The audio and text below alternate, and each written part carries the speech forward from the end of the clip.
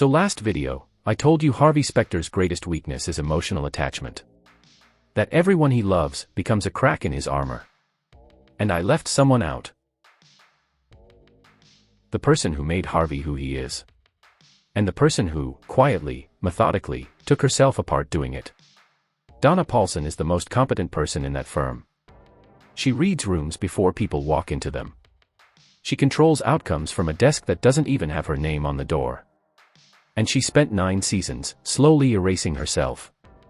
This is the story the show didn't know it was telling. About how loyalty becomes self-destruction when nobody around you calls it what it is. Stick with me on this one, because once you see it, you're not going to be able to watch the show the same way again. I read lips. I know body language, and I talk to Norma. So let's start with what we all agree on. Seasons 1 through 3, Donna is the smartest person in every room.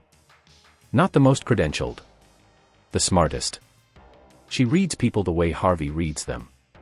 Except faster. And without the ego. Watch her with Lewis.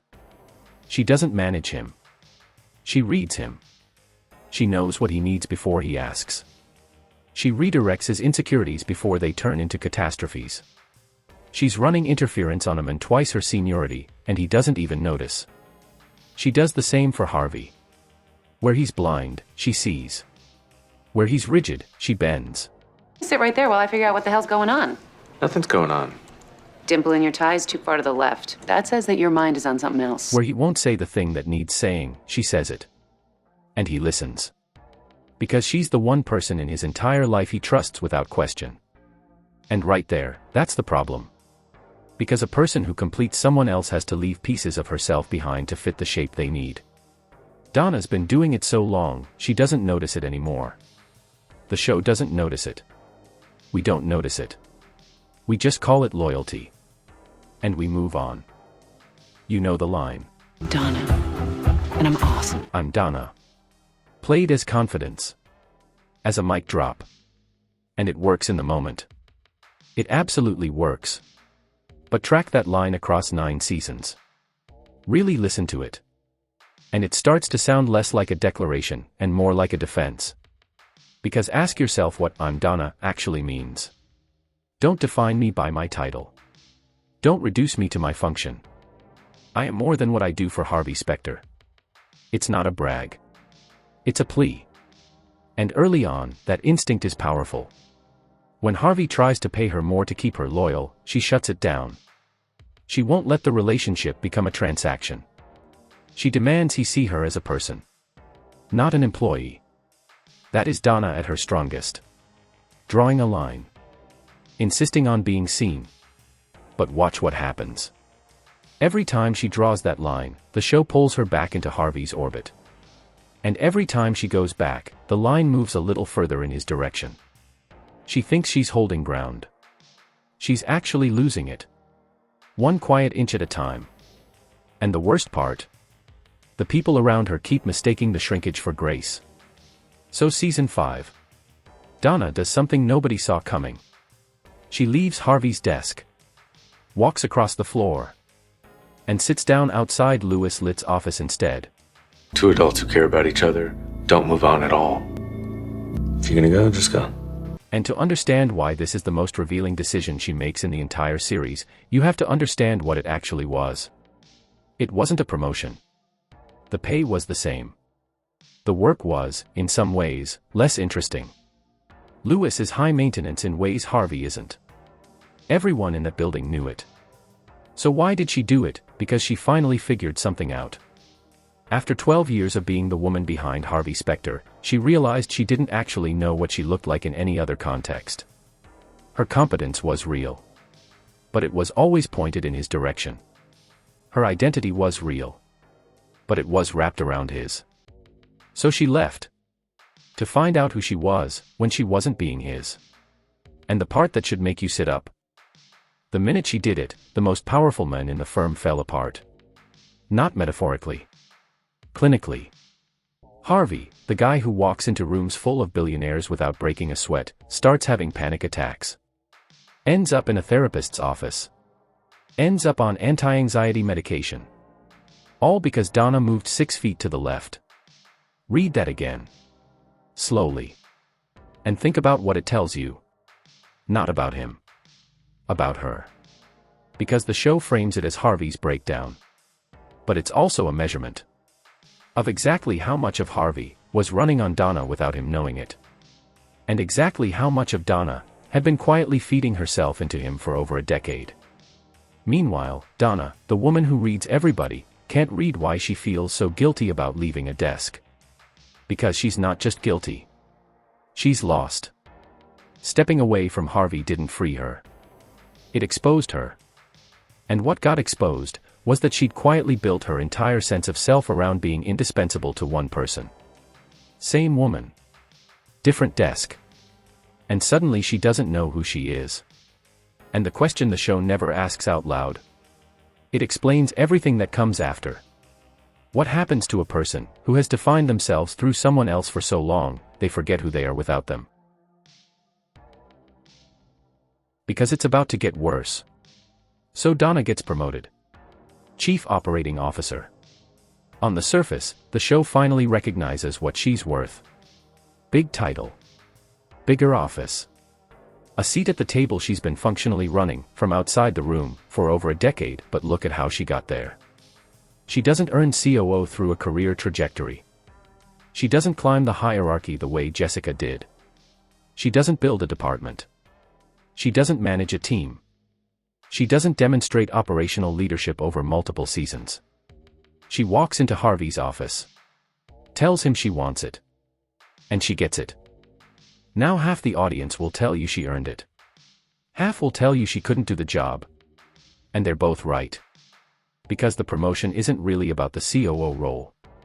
It's the show trying to resolve a tension it created, and doesn't know how to fix. Donna sacrificed her identity for Harvey. The show wanted to reward that sacrifice. But the writers couldn't acknowledge the sacrifice itself. Because that would mean admitting the show had been built on it. So they gave her a title instead. And the thing about a title is, a title doesn't restore an identity. It gives a new name to the same empty space. The COO promotion isn't Donna's triumph. It's the show saying, we know you gave everything, here's something back. But what she gave wasn't her time. It wasn't her labor. It was herself. And you can't reimburse that with an office. So I need to talk about the Donna. The AI Assistant. Season 8. The most hated storyline in the entire show. It's a digital version of you, with approximately 10,000 of your best quotes, witticisms, and zingers packed into 5 gigahertz of computing power. Reddit despises it. Fans pretend it didn't happen. Critics filed it under writer's room mistake and moved on. But what the Donna accidentally reveals is the most honest thing the show ever says about her. Even though it doesn't mean to. The Donna is an AI built to replicate Donna's instincts. Her read on people. Her ability to anticipate what someone needs before they ask. The show treats this as a triumph. Her essence, digitized. Her gift, scaled. But watch what it actually does. It takes everything that makes Donna irreplaceable. Her intuition. Her timing. Her emotional intelligence. And it makes those things replicable. Programmable. Replaceable. Sit with that for a second. The whole point of Donna, from episode 1, is that she cannot be replaced. That's the joke. That's the catchphrase. That's the entire mythology of the character, and by season 8, they're literally building her replacement on screen. With her permission. With her brand on it. That's not a celebration. That's an autopsy. And Donna, the character who spent 9 seasons fighting to be seen as more than her function, is somehow fine with this. She helps build it. She lends her name to it. She makes peace with being abstracted into software. That's not a writing mistake.